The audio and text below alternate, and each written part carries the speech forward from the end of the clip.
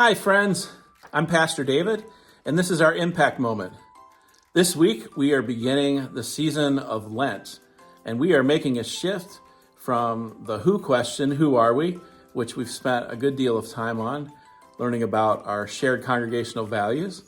And now we're making the shift as we move into Lent to the why question. The why question is, why do we exist? Or another way to ask the question is, what is our purpose?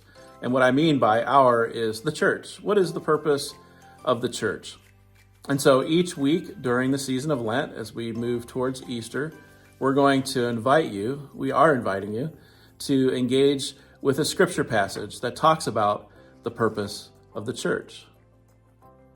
Our scripture passage for today, the first Sunday of Lent, comes from the Gospel of Luke, the 4th chapter, where Jesus preaches his first sermon in his hometown of Nazareth.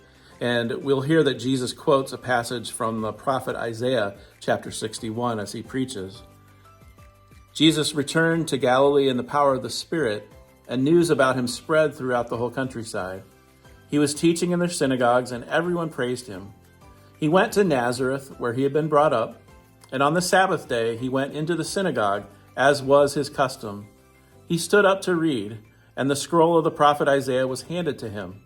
Unrolling it, he found the place where it is written, "The Spirit of the Lord is on me, because he has anointed me to proclaim good news to the poor.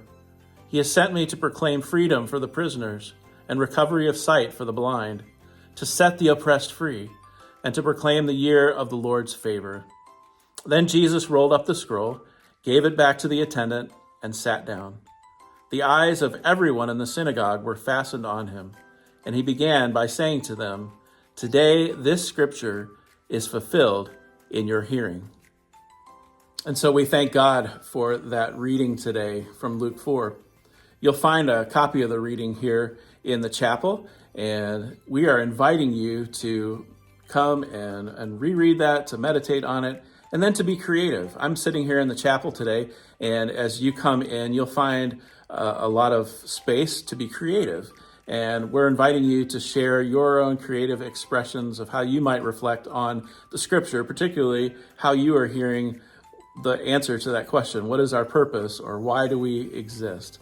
And what we'd like to do over the course of the Lenten season is have you reflect on all of these scriptures, and then we'll be able to display some artwork, basically like an art gallery, throughout our hallways here in the church, as we collectively reflect on the purpose of the church. So please feel free to come and check out what's here in the chapel. There's a lot of supplies that you might choose to use. There's a table with some space behind me that you might choose to sit down and do some creative work. Maybe you take photographs, maybe you make a painting, maybe you'll make something. I don't know what you'll do, but we're looking forward to seeing how God will work creatively amongst us. Thanks be to God, and thanks as always for your support of Worcester United Methodist Church, and God bless you.